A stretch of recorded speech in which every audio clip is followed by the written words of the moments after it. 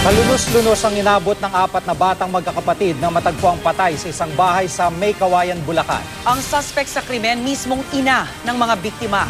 Nakatutok si Jamie Santos.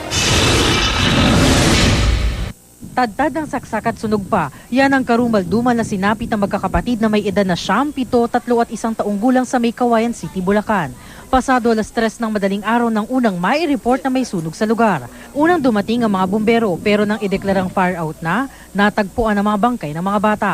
Nagduda agad ang mga otoridad dahil maayos ang pwesto ng mga bata. Nang mag-imbestiga ang SOCO, doon na nakita ang mga saksak sa katawan nila. Yung mga victims, yung cadaver ng victim, dikit-dikit siya.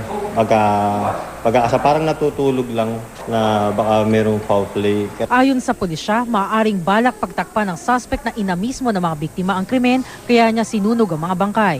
Posible rin nagalit sa asawa at kanyang mga kaanak ang suspect na dati na raw na-confine sa mental hospital. Hindi ko ito pagsisisihan yung nangyari sa anak mo. Pinagsisisihan.